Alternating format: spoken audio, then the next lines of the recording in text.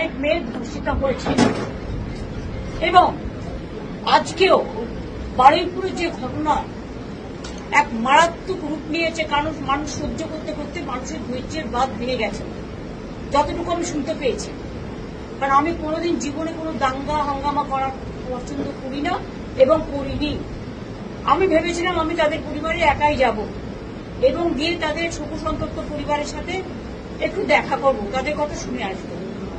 কিন্তু দেখুন, আমার বাড়ির সামনে থেকে একেবারে সমস্ত রাস্তা মোড়ে মাথা থেকে আমার বাড়ি পর্যন্ত রুটমার্চ হচ্ছে এবং পুরোপুরি প্রায় 1000 পুলিশ, সিআরপিএফ থেকে শুরু করে আরো সমস্ত পুলিশ, ছেলে পুলিশ, মেয়ে পুলিশ, গুন্ডা দমন পুলিশ, ডাকাত দমন পুলিশ, গাঁজা দমন পুলিশ, সবাই মিলে সেখানে জমায়েত হয়েছে।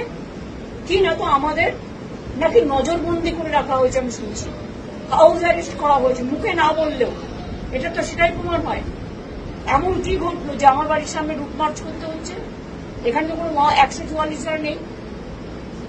এমন কি ঘটলো যে এখানে সিআরপিএফ থেকে শুরু করে একেবারে আরপিএফ থেকে শুরু করে একেবারে আইবি থেকে শুরু করে এসবি থেকে শুরু করে সিআইডি থেকে শুরু করে ডিফারেন্ট টাইপের পুলিশ মোবিলাইজেশন করা হয়েছে? কেন?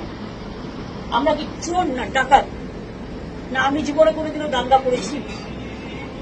যখনই যেখানে মানুষ বিপদে পড়েছে, এমনকি যেটা নিয়ে আমাদের সকল মানুষ দিন রাত জেগেছে, আমিও কিন্তু মিছিল করেছি, প্রতিবাদ মিছিল, এবং সঙ্গে সঙ্গে আমি তার বাবা মার সাথে কথা বলেছিলাম, তাদের বাড়িও গিয়েছিলাম।